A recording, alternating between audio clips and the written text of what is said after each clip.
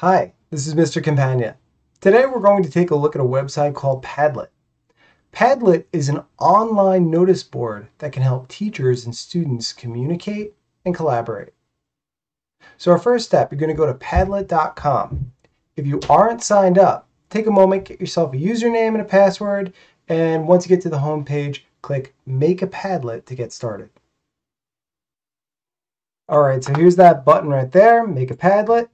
When you click on it, you're going to be given a few options: wall, canvas, stream. Now, each one of these has their own benefits and drawbacks. Not sure in physics we're going to be using the map feature very often, but I have to say the one that I feel is probably the best for engaging students with dialogue would be Canvas. And part of the reason is because the full conversation is visible, and students, when they see what's being said, they're more likely to respond, as opposed to the wall format where comments are generally hidden.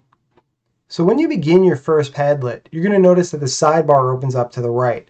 Now, you have to pick a title for it. That's the very first thing you do. And it would probably make the most sense to make it about the topic that we're dealing with today. Our current topic is double slit diffraction. So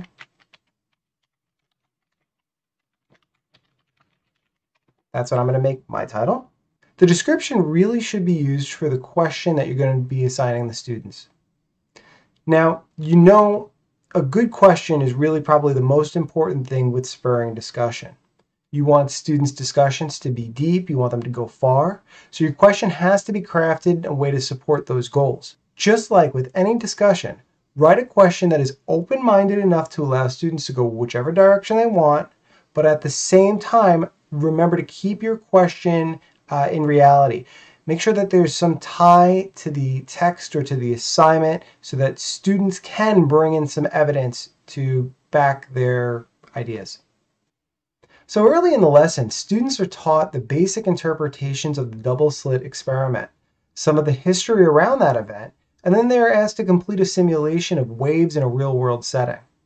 After the students have completed these tasks, they should have a strong foundation of the facts and experiences to build on, and they should be able to intelligently discuss this topic with their peers. So, what makes a good question?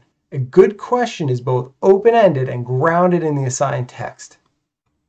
So let's take a look at the question that I put together for today's lesson. Now, you'll notice in the description box, you can pull down on this little handle here, and you can make the box grow so you can type a longer question. But the question I came up with was, how do you believe the world has changed due to the knowledge gleaned from the double slit experiment? It's an open-ended question. It's going to spur conversation. Provide 2 examples of wave interactions as seen in our everyday lives. Provide multimedia if possible. Multimedia is a great way to spur students to speak. Interact. Now this is where we get down to having specific guidelines and specific rules for what students should do. Interact. Example, give a thumbs up to a minimum of 5 students. Give a detailed reply to a minimum of 2 students. So this is kind of forcing them to interact with one another. And it's kind of like one of those snowball things. It's the more they do it, the better they get at it, and the less effort you have to exert to get them to interact. So it's very important for you to be as specific as possible with telling students what to do. So how many posts do students need to make?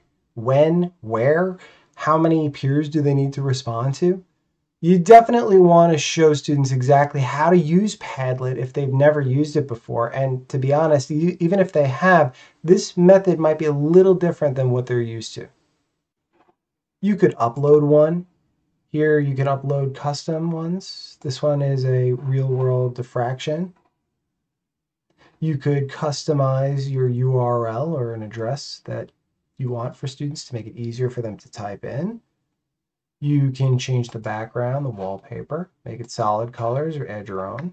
Change the font, change attribution to on, and comments you probably want to turn to on. You want to change attribution to on. You get to know who the author was. And you also want to change comments to on.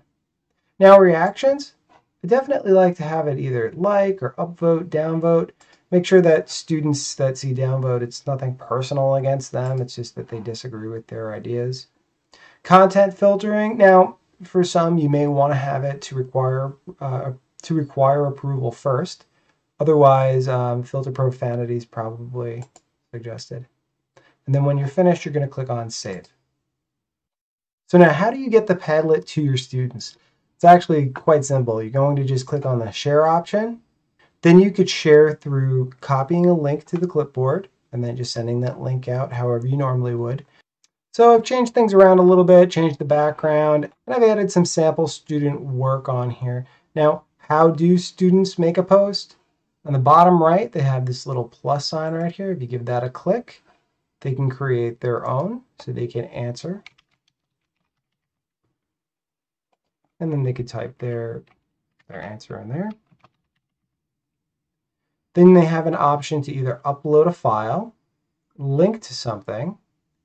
They can use Google to provide a whole host of different things. So whether it's images, video files, GIF files, audio, or linking to other websites, that's all brought in there. They have the option to upload an image. And if they click the three dots, they have additional options on here as well. So in conclusion, Padlet is a great tool for students' asynchronous discussions. Using the Canvas format allows students to see the entire conversation and really have an unlimited amount of space to interact with each other. Remember, be very purposeful with both your question and your expectations. Definitely demonstrate how you want students to use the Padlet and check for understanding before letting them get started. So have fun with Padlet, take it whatever direction you want, and really that's it from me. So I hope this was helpful, and thanks for watching.